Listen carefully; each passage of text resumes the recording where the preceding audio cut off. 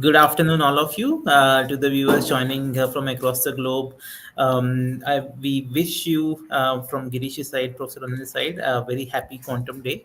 To essentially deliberate on what's happening in the world on quantum and what we are doing as a country and what we should be doing. We have invited two very special guests, some very accomplished people working in quantum for many years, if not decade or so now. Joining me today will be Professor Anil Prabhakar from IIT Madras and Girish Kumar from Avinya SQ. So, Professor, just to give you a brief overview of the kind of depth that the both panelists bring to the table today. Professor Anil Prabhakar teaches electrical engineering at IIT Madras with specialization in quantum science and technology and assistive devices. He received his PhD in 1997 from Carnegie Mellon with a dissertation on nonlinear spin wave optical interaction. So this is almost 20 years. 28 years now.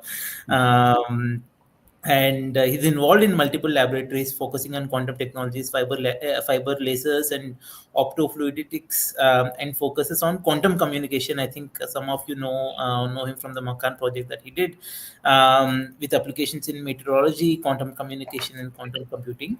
He's also a co-founder of QNU Labs and Confluence, which are both incubated at IIT Madras.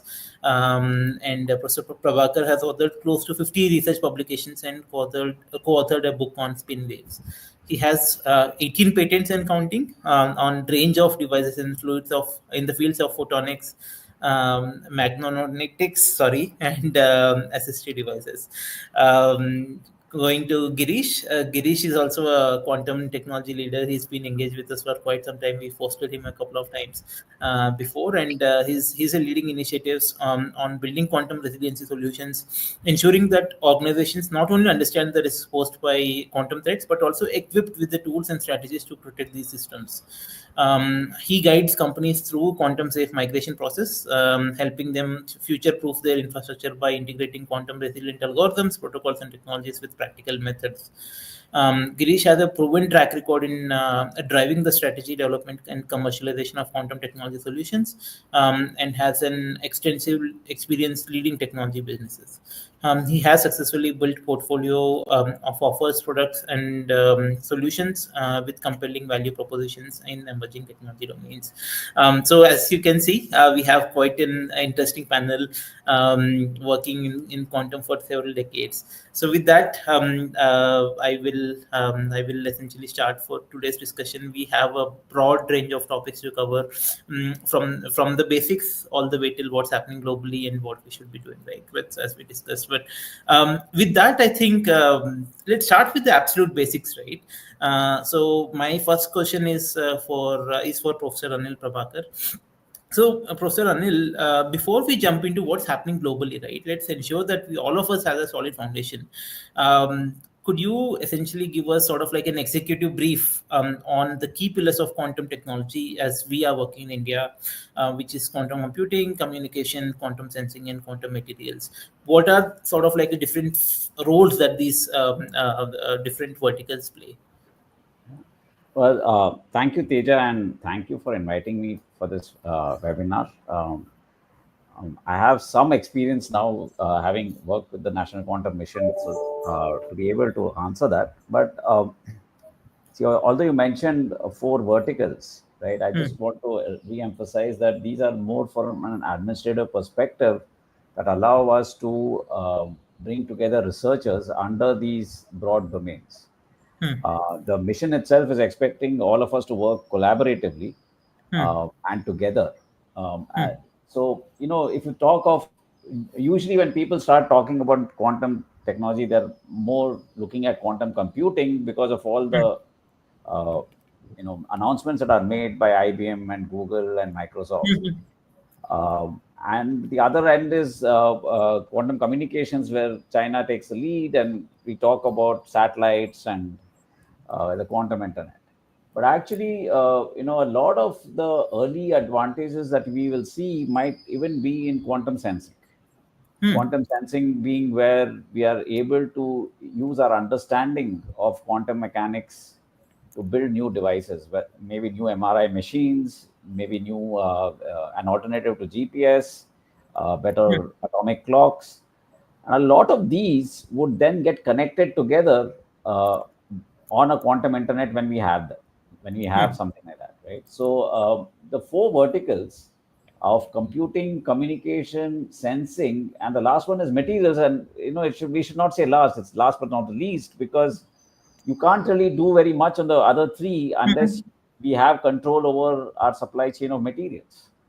And that's where the quantum materials and devices, what we call tech hub under the National Quantum Mission, plays a very critical foundational role in giving us the capabilities to build on, right? So these are the four verticals that have been defined under the National Quantum Mission, and we have four hubs. One at IISc Bangalore, which leads quantum computing, one at IIT Madras that leads quantum communication, the one on sensing is led by IIT Bombay, and the one on materials is led by IIT Delhi. But under each of these hubs, I mean, I shouldn't even say under, along with these hubs, we have 42 universities, right? So it's a very massive collaborative exercise of bringing together researchers and trying to ensure that there is a sufficient technology translation that allows us to bring out products within the next 6 years. Yeah. Okay. That's interesting. I think we will deliberate more on the whole technology translation piece, because that is something that I think there is a big opportunity for us as India, as a country, given the amount of research that we have. And also we've seen essentially with for example, QNO launching several quantum products. But this is one domain that at least India can add a substantive value. We'll just deliberate in the due course of the discussion on what we should be doing to make that happen much quickly. And I very much look forward to that discussion, Professor Anil. So Girish, I mean, my opening question for you is essentially, see, as an enterprise, right? This quantum still looks at something that is too deep technically to understand, and probably very few people in the leadership sort of understand the nuances that are there in the quantum, right?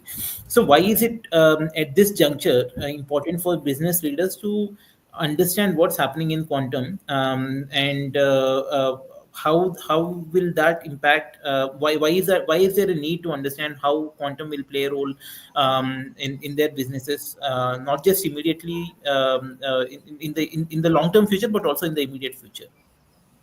Sure, thanks for this opportunity, Teja. I think any new technology offers two potential tracks. One is the opportunities that will throw, which you can leverage and introduce new products and services. Other is a possible disruption or a threat that can create for your industry or your organization. Now, quantum as such, you can hear, I'm sure there's a lot of hype around this and a lot of discussions, topics around, most importantly, quantum computing area. And the expectation or hope is that it can solve some of those so-called intractable problems, what we think today not even possible to attempt even by a supercomputer. So that immediately opens up completely new segment of new types of use cases, new areas of products and services. Any organization look at it. And on top of it, other areas like sensing and communication and areas also will see, especially sensing, it has a multiplier effect. If you come up with one kind of a sensor, you can build various products around that. Maybe we can discuss a little later more. And on top of it, the threat side of it is the quantum computers are so powerful. It's expected that they'll go to break some of the encryption what we are using today. That can cause a serious cybersecurity threat. So that would mean this threat is not at a peripheral level where I look at some social engineering, those kind of. We are hitting the foundation of the cybersecurity, that is breaking the cryptography. So most essentially, the public key cryptography like RSA, ACC, Diffie-Hellman's, which are predominantly used for your authentication, digital signatures, certificates, right? Key exchange purposes. So that means it has given significant opportunities to make use of as an organization and create new products and services. And also, there is a possible big threat or a disruption that is right in front of us, which we have to ensure that we are protected against that. So, as an organization or as a nation, it is very essential to protect those two things. So, on both the dimensions, quantum is a big opportunity and a potentially a big disruptive technology. Okay, interesting. Thank you for that, Girish.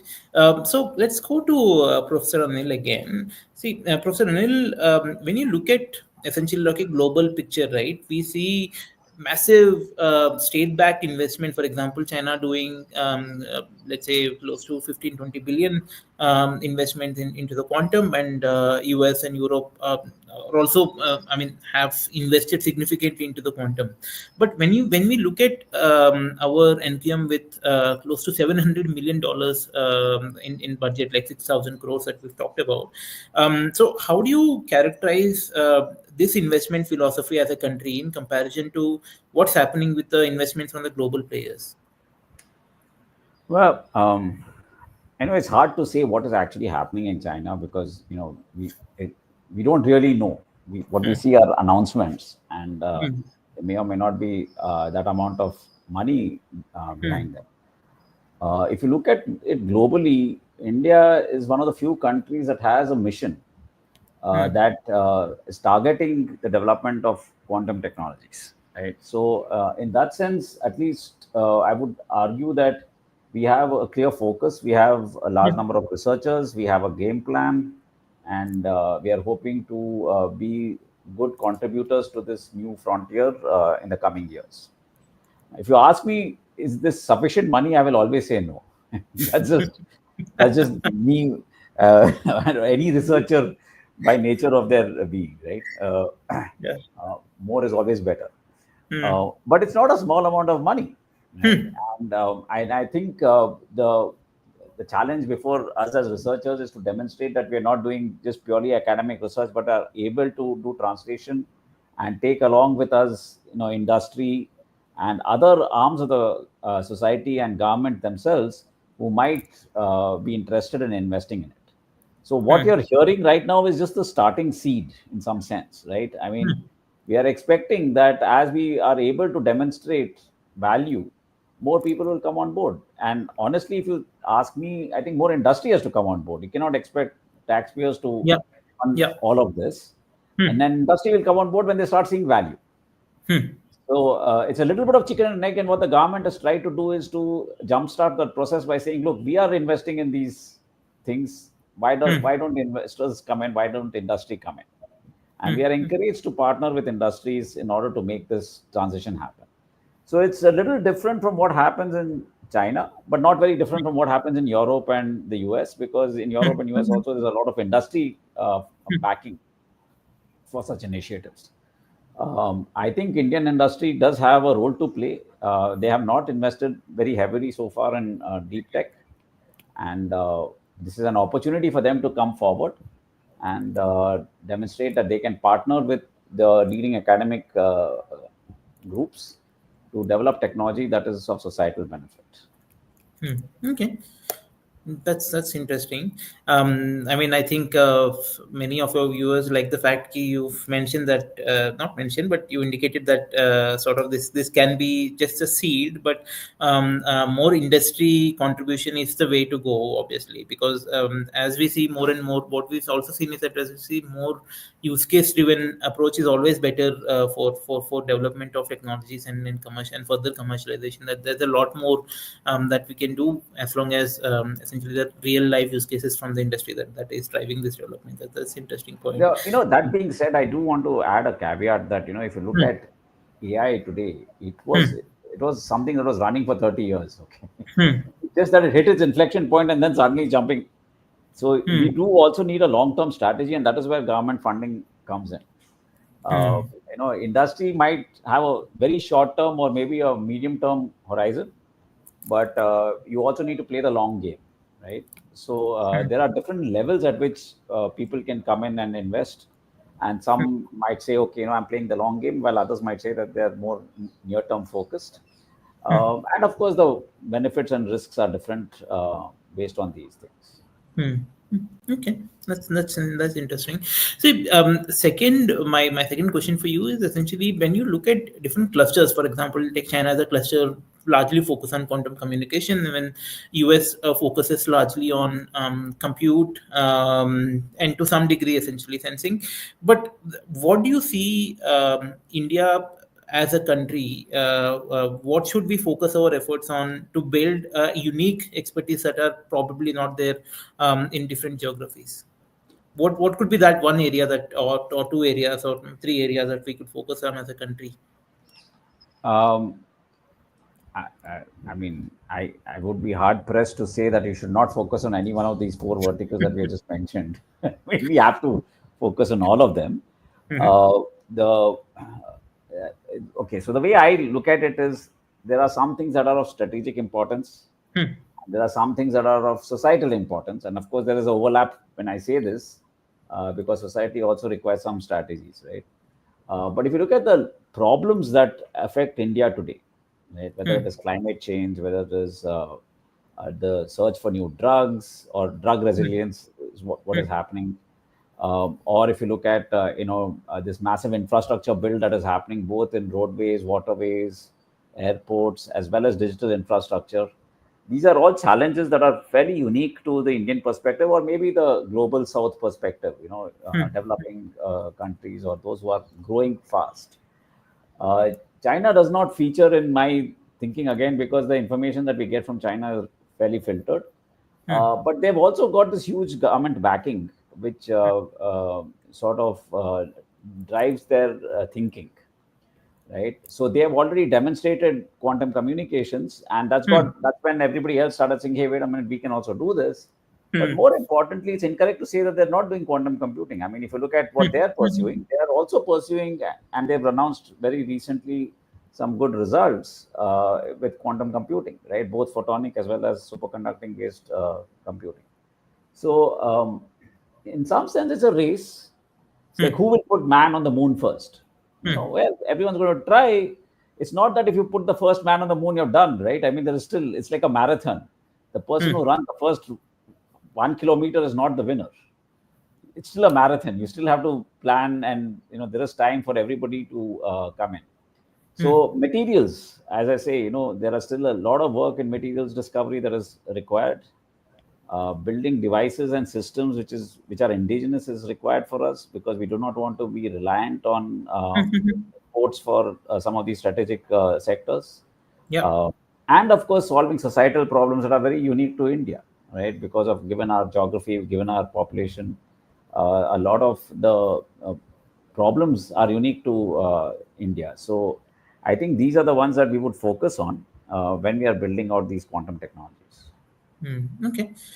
See, I briefly want to talk about double click on what you just mentioned, mostly in terms of the communications, right? Essentially,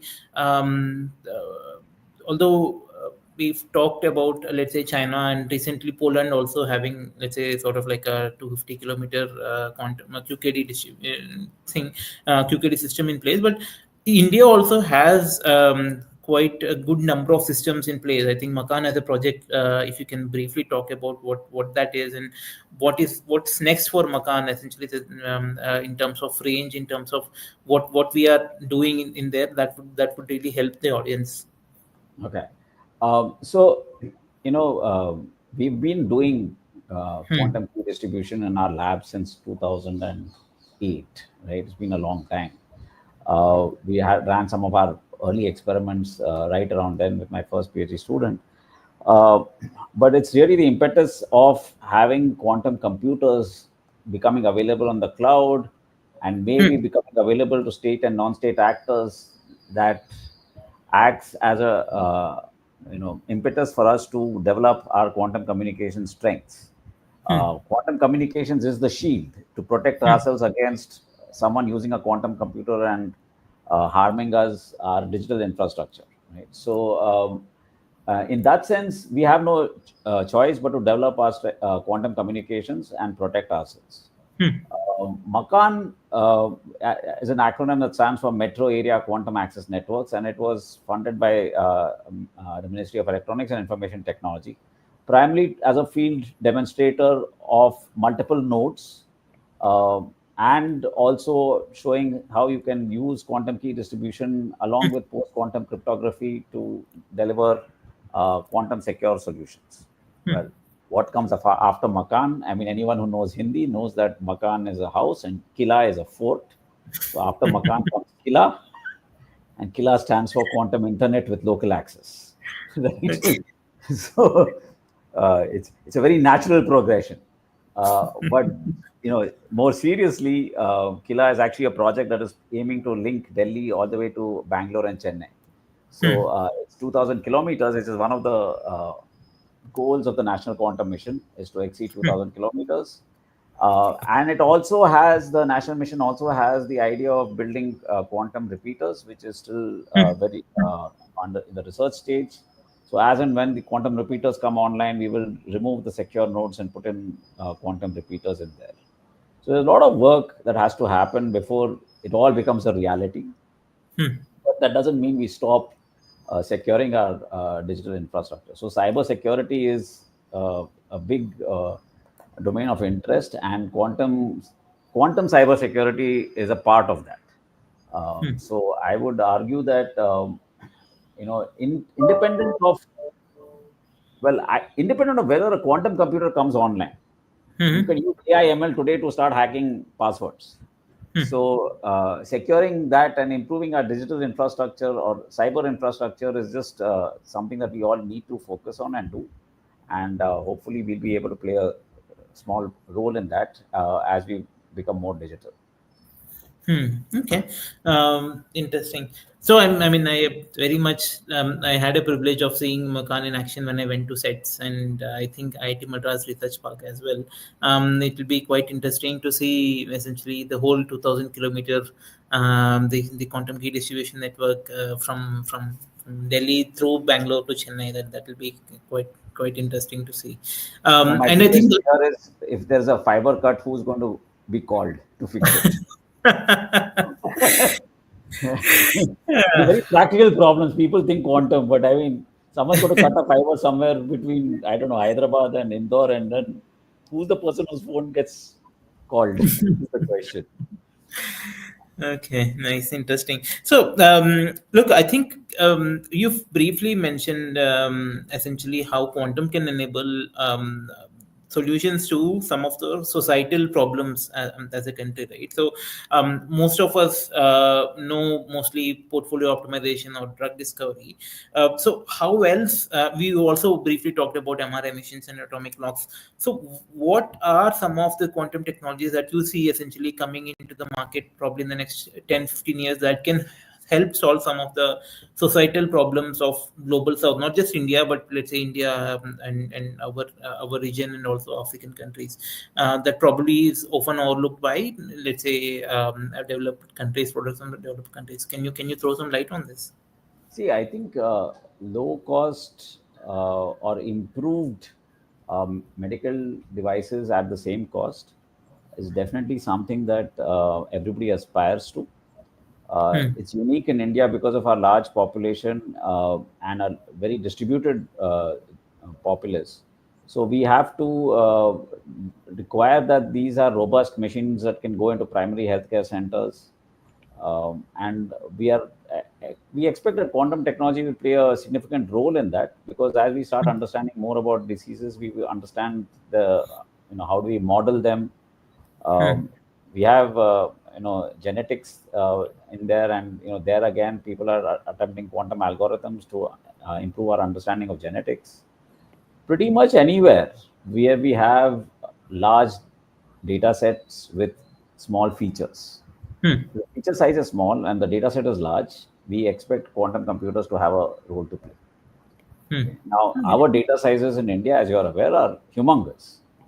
So, but the feature size need not be that humongous. And in those cases, again, we expect that we will be able to do something with quantum computers. That being said, classical computing is not standing still, and AI ML is rapidly doing good work. So, it's a moving target for us. And the challenge to ensure that quantum computers will provide a solution that AI ML does not. But remember, there is a very nice analogy. If you want to learn to fly, you cannot keep building more motorcycles. It's just they are not going to help you fly, right? So if you think of it like that, quantum computing is a different paradigm, and as and when it comes online, people will conceive of different things to do with it, right? So once you know how to fly, you can say, hey, I'll go to these places, I'll do all these things. As long as you're building motorcycles, you cannot really dream of that, right? So as you get familiar with the newly available paradigm of quantum computing, you never know what will come out, right? So anything I say today is limited by our knowledge of what is already happening, whether it is what we call NP hard problems that are logistics, for example. How do you improve goods deliveries? How do you do packing of cargoes? These are all how do you schedule charging of EV electric vehicles charging stations? How do you do network optimization in under 5G? These are all very relevant societal problems that are hard to do on today's classical computers. It's not that quantum computers have solved them, but they may have the ability to do a slightly better job than what we are doing classically.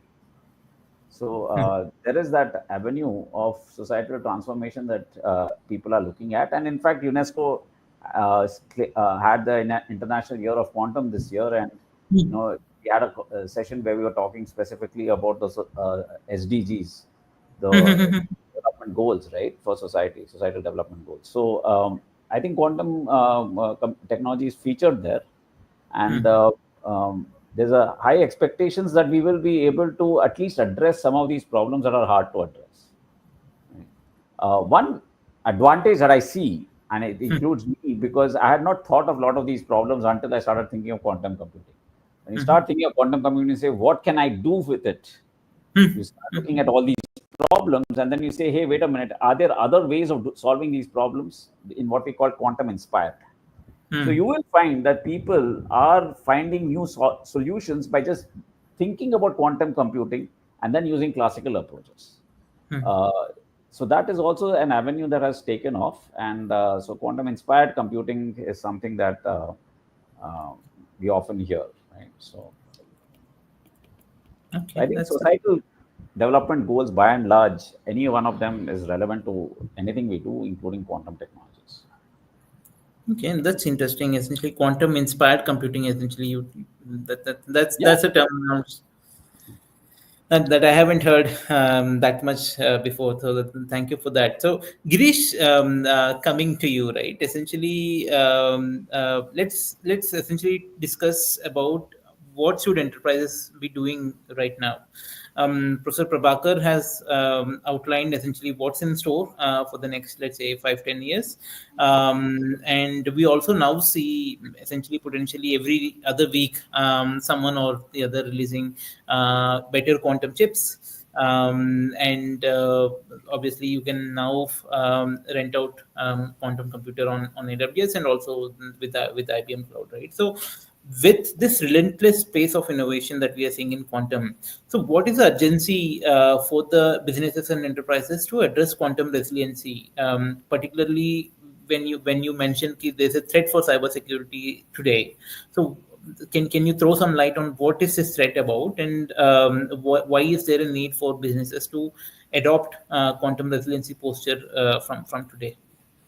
Sure. Yeah. So first, to understand a little bit about what is this threat, quantum computers offer significant exponential computing power. That gives an opportunity to use some of the high mathematically complex problems. One of such mathematical complex problem where we are using quantum, or where we are using such a complex problem, is in the space of cryptography, especially asymmetric cryptography. Here, the formulation of those algorithms are based on mathematical complexity, unless the AES, which is a symmetric key algorithm. Now, take an example of RSA, for example, where it is based on factorization. So you take two numbers, large numbers, prime factors, you multiply them. It's easy to multiply. So, but if you want to try to factor them back, especially at a larger size, 2048 bit 2048 bit size keys and those kind of stuff, it's almost practically impossible. It will take thousands of years, even if I give you a supercomputer. So that because of that, we are protected. We built all our trust in our digital systems, and we are continuing to use. Now, suddenly, if I come and say tomorrow, this protection is broken, will be broken, and you don't have this protection, and we are using this for various use cases across the industries, across the segments of applications in our digital infrastructure. Now, that's a serious problem. Tomorrow, I will not trust myself to do even a simple back transaction because I don't trust whether I don't know what will happen if I might reveal everything, or someone will completely can break, or the digital signatures what we have signed could be forged. All these things can happen. So this is a serious threat, especially if on top of one from a data security and data privacy was, and other one is the critical infrastructures. Like just imagine I can do a kind of when you're doing a software upgrade, I insert kind of a vulnerable piece of software, a malware kind of a thing, and I can you are using this one in some kind of electric grid or anything, so I can collapse the whole electric grid. Those are the kind of serious implications that can happen. So that would mean we have to protect against that threat. So what are the possible solutions as we are discussing already? One is a quantum key distribution purely based on the quantum mechanical approaches. Other is post-quantum cryptography, which is still in the bits world, but again based on the mathematical principles considered to be safe against so-called both quantum and classical computers. QKD offers kind of a theoretically the most secure form of communication, but the use cases are mainly related to the key distribution, mainly key exchange perspective. And the PQC is, since it is an extension to the classical style of solutioning, it continues to provide both key exchange and digital signature use cases. And if you look at, we ideally, maybe in the near term, QKD is still kind of evolving. So in a mid to long term, I'm sure this will offer a significant value. But in the very near term, I think since there are already standards related to PQC, which industries can start adopting. Now, how do you go about doing this? Is the first question, right? There is a technology, there is some algorithms. Is algorithms good enough? Not necessarily, right? Algorithms just forms the basic part of the solution. You need to build the protocols, you need to build the libraries, you need to build the applications, PKI systems, so, all the whole gamut of cryptography artifacts that you need to take care in your organization or IT or OT landscape. So possibly you can look at this whole migration. This is generally some people come, some places in some areas it's compared to Y2K. People call it year to quantum. Though I think the similarities are very, very, very less. Only the sound name and the complexity. Earlier it was just 2 digits to 4 digits conversion, and the problem and solution was very simple. But here the problem is a lot more complex.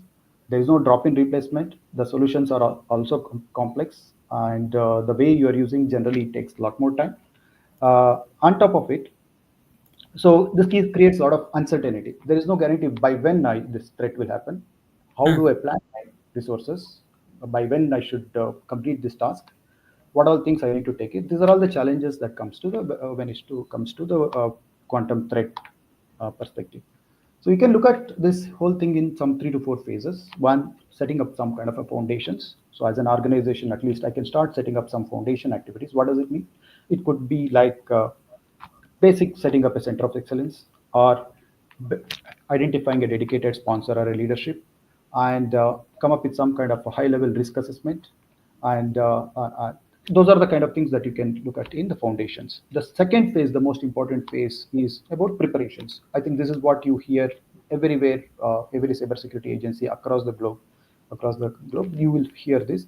Preparations is all about doing the discovery of all the cryptography. Unless I know where all I'm using what kind of cryptography artifacts, I will not be able to plan them. Understand the use cases of those cryptography, and understand business criticality where you're using those cryptography artifacts. Understand the shelf life of those systems and the data what you are carrying, because there is something called store now decrypt later threat.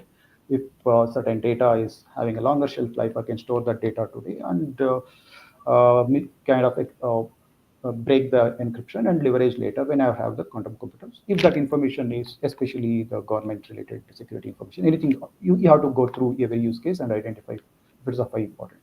So that could help and you start playing with these new cryptography algorithms. So because they are not drop-in replacement, they have very different behavior when it comes to, maybe you can consider four important parameters. One is the computational resource needed, memory required because of the longer key sizes, the bandwidth, if you are low bandwidth kind of areas, how you will use them, and the fourth one is the power consumption, especially if you are running a battery or IoT devices.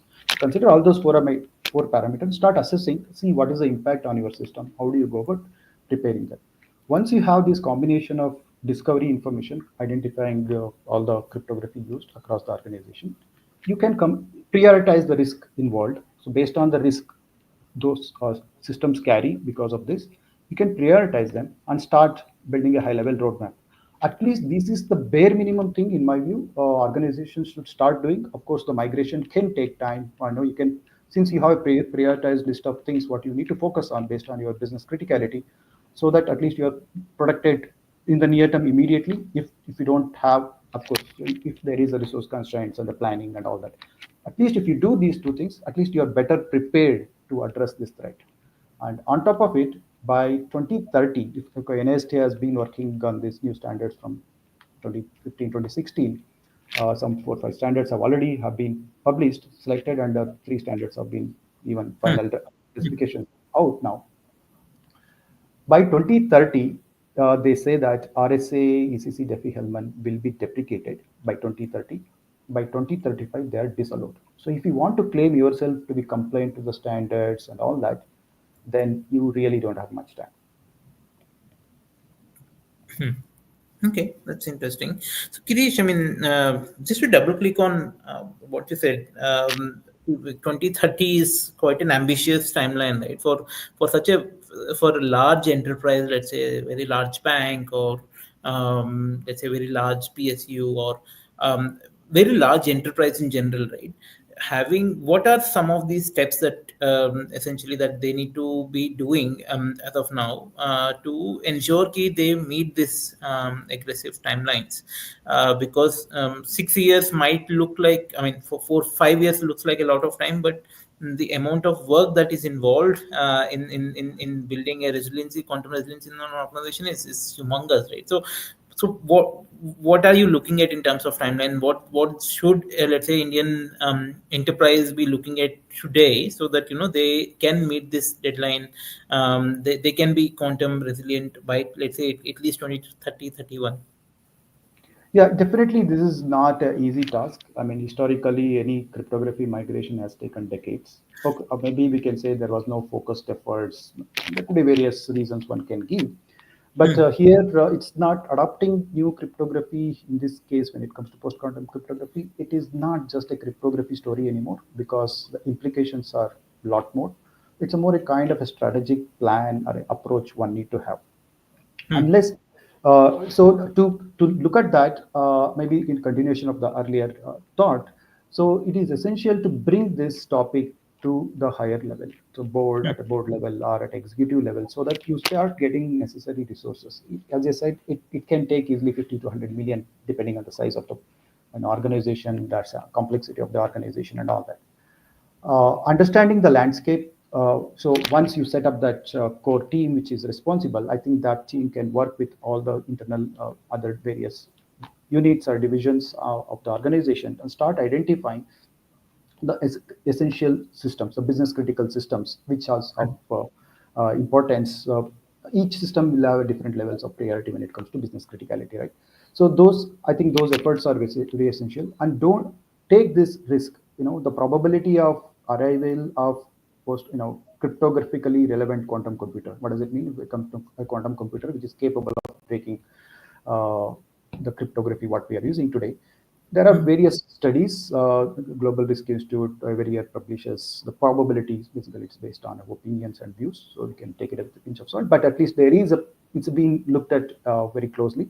So there is almost more than 10% probability in 5 years. So that 10% is a significant one when it comes to risk management.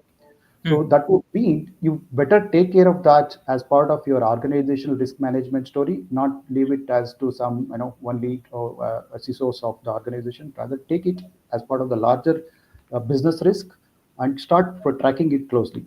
so that it will give the right attention, it will get the right attention and right resource allocation that can happen. The next part is about the continuation of the discovery part.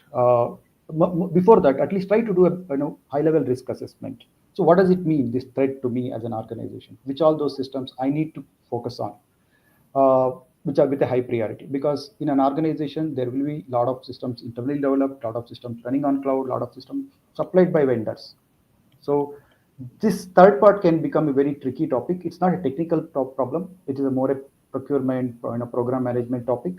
Unless you have large systems in which, say, 60% of the components are supplied by vendors. So how do you manage the whole process?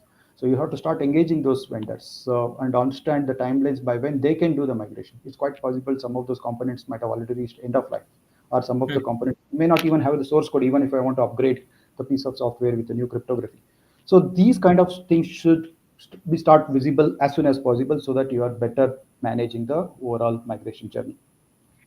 So then you get into the discovery process. The discovery process can be complex because there is no single tool that can help you to discover all the cryptography used in an organization. There are various techniques. One is a file system scan. So then second one, network scan. Third one is about code scan. And among all the three, you may have to adopt passive, static scan, and dynamic scans, so that you increase the probability of discovering all the cryptography. I would still say 100% may or may not be possible, depending on what is the kind of systems or legacy systems you have and how they are implemented. And on top of it, how much vendor supplied systems are there and those things. So that you have to adopt, combination of these tools. And there is no single tool which can help you all these things. You have to put together those things and collect the cryptography information.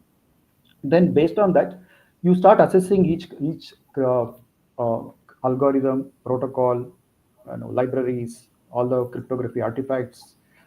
See what kind of cryptography is used, where it is used, how it is used. So, for example, if you take a certificate, you will have two cryptography components, right? One is the digital signature component, which is signed by certificate authority. Second one is the public key algorithm for which the certificate has been issued. So both of them are asymmetric key algorithms. You need to understand what are those. Definitely today, most of them will be vulnerable ones, and you need to identify them and start preparing your migration journey. Next one is about experimenting with these new algorithms. Okay, so PQC algorithms, as I said, they come with a very different kind of attributes. They can throw some surprises. Interestingly, one of the PQC algorithm called MLChem, which is based on the lattice FIPS 203, that performance is better than the classical cryptography what we are using today when it comes to performance. But of course, it has other PQC algorithms don't have such advantage, at least. So that where MLChem and dilithium, both algorithms have, when it comes to performance, they do better than the RSA. But key size, all the other three parameters, they are not as good. And there are more other algorithms which you need to. So you need to understand how they have impact on your systems, on your particular use case, particular application. So try to experiment, try to do pilots in a sandbox environment and understand what does it mean for you. Can you really upgrade or not? Especially if you are in a OT world where you are using embedded system, it's quite possible that your hardware may not be able to run these algorithms or manage the key sizes. Memory may be very limited, so you may not be able to do the upgrade. So that would mean you may have to replace the whole hardware. It can shoot up your costs. So those things, those are the basic preparations. I would suggest start doing it. And of course, the actual migration, based on that, you may have to take decisions. What are those interim solutions I need to adopt? Are there any long-term solutions? Interim is basically as good as putting some kind of a VPN or a quantum safe gateways, those kind of stuff, so that you immediately protect the data which is getting exposed to internet. Though it's not the ideal solution, it can be a band-aid kind of a solution. Yeah, but that's some interim solution. Okay, that's a good first step. Essentially, have the at least understand at a board level or at a strategic leadership level, understand essentially, yes, there is a need to protect the assets, and then B, what are the immediate solutions, interim level solutions, and the long term solution that you can that you have to do, and then from there essentially establish a COE and then go from there. This is not going to be something that you can do in 6 months, 1 year, but it will need several years and a team and a vision to execute. That's quite interesting, Girish. So coming back to you, Professor Anil, if you look at essentially the realistic timelines, right? So what is your candid assessment in terms of having this the quantum advantage that we've talked about in terms of availability of quantum resources at a planetary scale available for people to experiment and, as you mentioned, come up with innovations and new ideas, right? What is your practical assessment in terms of timeline that you look at for general public to have a general availability of quantum computers for us to play with? Before I answer that, I think let me also answer something that perhaps related to what Girish was talking about. See, for every data set, there is what we think of shelf life. Correct. Some data may not be valuable after a few years, 2 to 3 years or 5 years, right? And some data will have a shelf life of, let's say, 15, 20 years. Now, the answer to your question to me is when do I expect it to be available? We are expecting that within the next 5 years, we will have access to quantum computers where we can run small problems, right? That doesn't mean that state and non-state actors will not have access to larger computers, right? So we have to be very careful about that, which is why I think shelf life of data becomes important.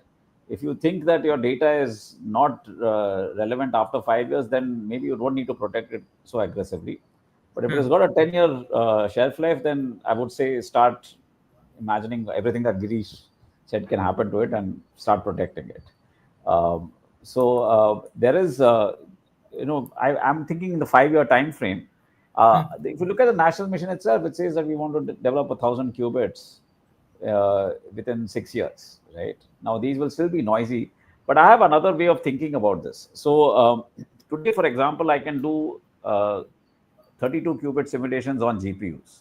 Okay. What are the types of problems that I can solve with that? Right? Can I solve greenhouse gases? Right? Can I understand how greenhouse gases work? The answer is maybe. It's somewhere around, you may need 32, you may need 35. I don't know exactly how many you need, but we are getting to that point where you can solve relevant problems. This cryptography might require a little more effort. You may need 1,000 noise-free qubits. But this is just one fundamental discovery away from happening. I think that's the problem, right? There's one fundamental discovery away from happening, and it could happen in 5 years, it could happen in 7 years. The current path we are on, it might take 10 years, but if someone discovers something, right, and how do you do something differently? Like, the DeepSeek moment for AI, right? If somebody has some sort of, a discovery, then your inflection point comes much faster. So that is the danger that, or I say danger, but it's also the opportunity for us, right? So we should be aware that although we are looking at maybe a 5 to 7 year horizon, or maybe even a 10-year horizon, we are just one discovery away from that becoming a shorter time scale. Okay, that's interesting. So also, this recently, if you look at last 2-3 months, there's so many new chips that were announced, let's say by Google, by Microsoft, Amazon, and a couple of other players, right? So can you, Professor Anil, share with us what these chips do and how are they different, let's say, from each other? If you can show some high level light, that would be interesting. Yeah. See, first of all, I have to add this disclaimer, right? A lot of these announcements are meant to grab eyeballs. They're very academic in some sense. They don't really, it doesn't mean that tomorrow you can go to your nearest DMart and buy a quantum computer. It's not happening, right?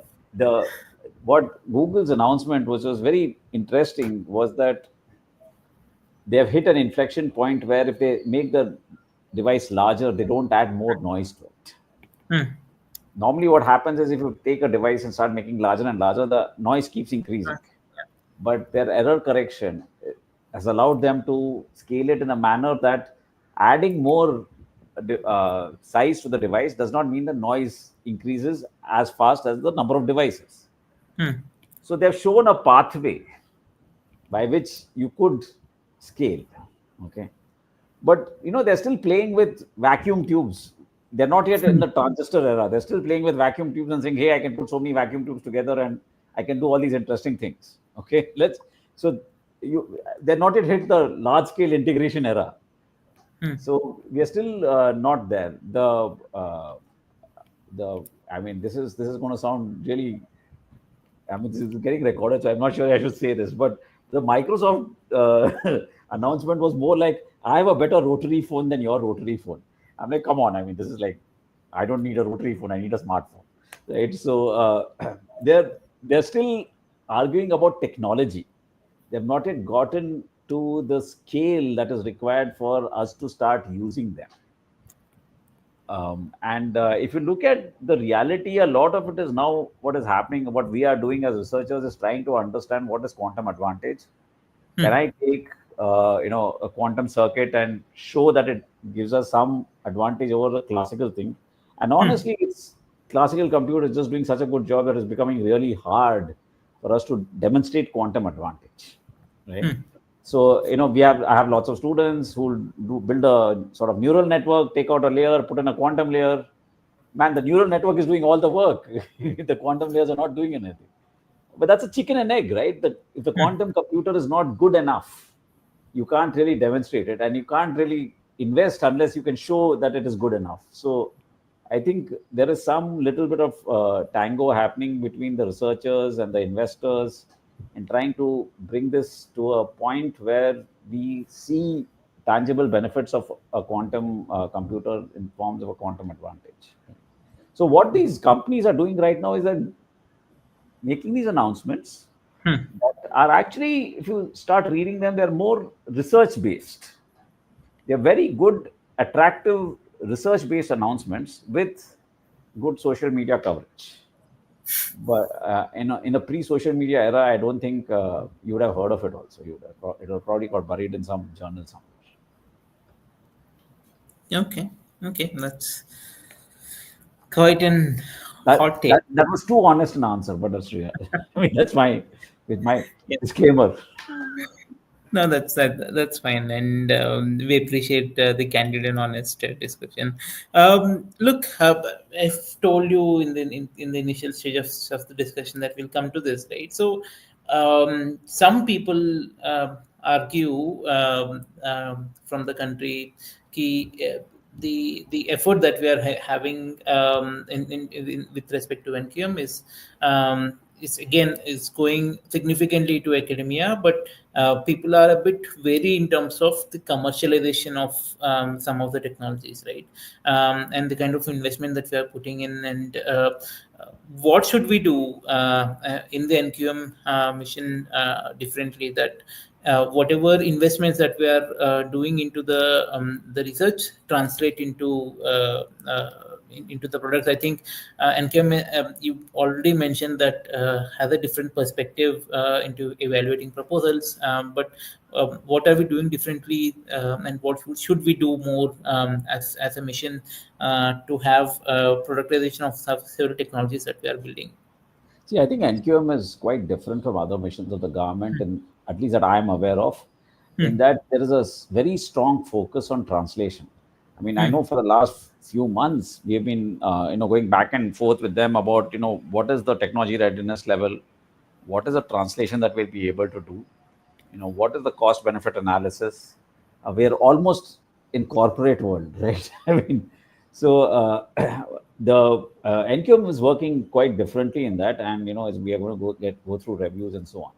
My main focus has always been how quickly can we onboard industries as partners, because while academia can do what academia does well, which is TRL 1 to 3, technology readiness levels 1 to 3, what really needs to happen is translation that can be done by startups and then taken into production, which has to be done by larger entities. You mentioned the Poland QKD thing. QNU Labs was involved in that.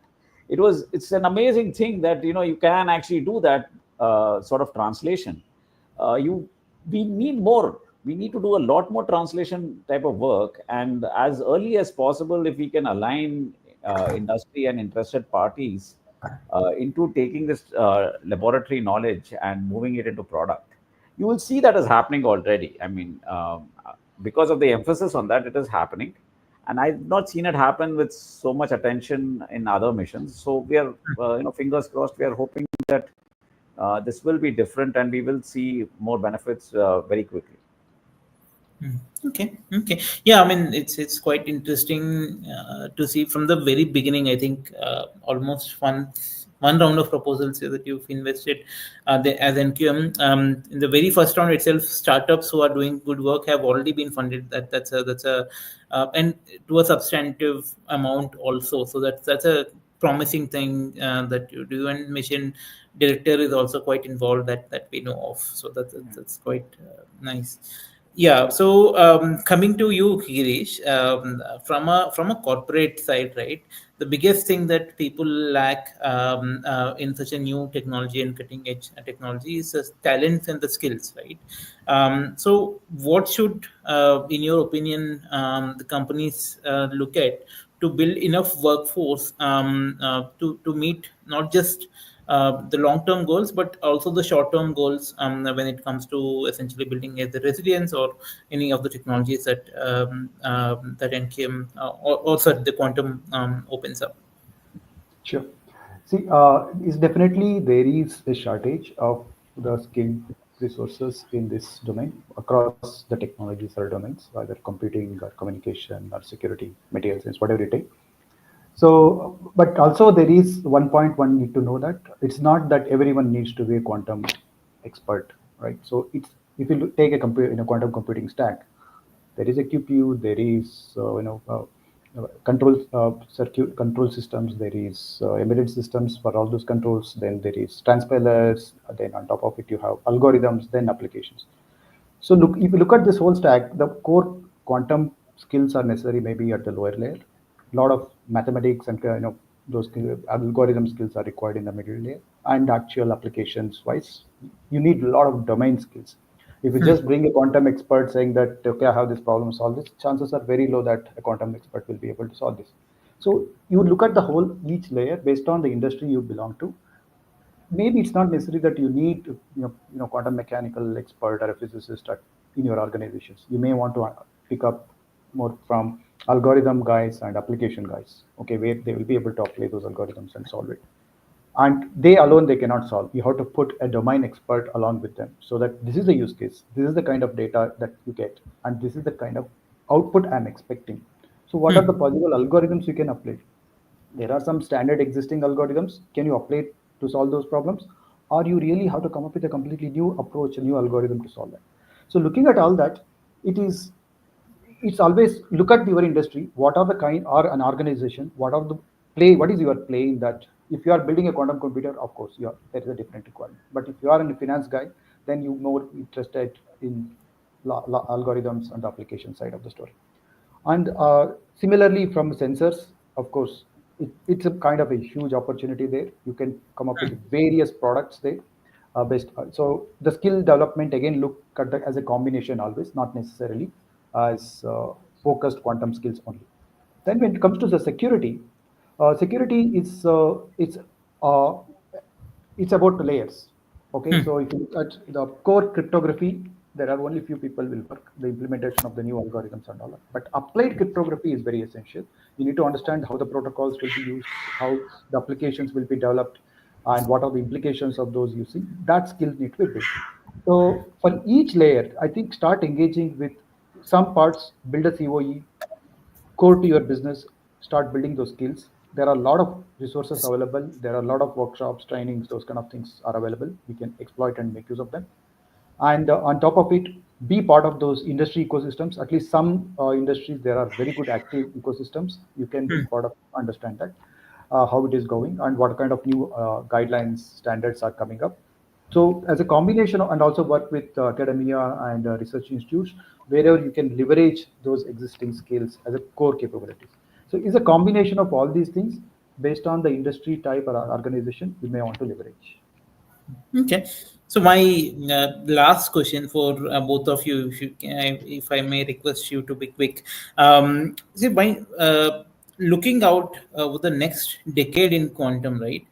What development or practical applications excites you the most? And conversely, what aspects gives you the most cause for concern? Essentially, Professor Anil, if you can start. I'm most excited by protein folding. A misfolded protein causes all kinds of diseases that we do not quite understand. Something like sickle cell anemia. And I really think that for everything else there is Mastercard, but for this kind of work there should be quantum computers. Okay. And what is someone that you concern the most? That's Sorry, what is the one uh, that I that you're most concerned against for. see? I think misuse of any technology Mm. is always a concern. I mean, one of the best use cases of a quantum computer is to crack passwords. But then the question becomes, why should the whole country be trying to crack passwords? So one has to be careful with any technology, and I think that's always stays a concern.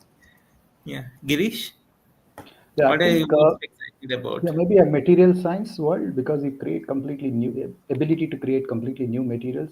It can Hmm. open up new industries, by the way. So that's the kind of potential we are looking at, new industries. Though the application, since we don't know, we don't have the things in hand and we don't know what are the possibilities. I think completely new industries can get open up. And on top of it, as a combination of AI and quantum, the threats are huge potentially. As Anil said, the misuse of powerful technologies can be dangerous. And if hope we will, the concern is, what if we are not, become quantum resilient, or we are not put the necessary quantum safe solutions across the nation and organizations, we are honestly getting exposed. Okay. Okay, that's such a nice session. I think I certainly loved, and we've also discovered a couple of new terminologies. Quantum inspired computing is something that I haven't heard that much before, and it's interesting to see that essentially people are getting inspired by quantum, but essentially solving those problems with the classical computer that they have access to right now. So I mean, thank you. I want to thank both of you very much for such an insightful insights, and certainly learned quite a bit. And I'm sure our viewers did also. So we also essentially, as PSCI, we always talk about whatever the panelists mentioned today, which is essentially quantum computing. Quantum as a technology is quite broad, and the amount of opportunities that sort of enabled by quantum are humongous, and it extends much beyond communication and computing. And we look forward for your more of these discussions in the days and months to come, and do join us for our if you need more information, you can certainly reach out to either the Professor Anil or Girish or NCOE. We look forward to answering those some of those questions. And also, if you need to more about what quantum enables, do join us in Delhi on 21st of this month. We have quite an interesting session delivered through Vinayak. Do reach out to us, and we'll send more information your way. Thank you, Thank Professor you. Anil, for taking the time, and thank you, Girish, for coming as always to the platform. I appreciate it very much. Thank you so Have a much, good Teja. evening. Thank you so Thank much, you. Anil. Thank you. Thanks, Professor Anil.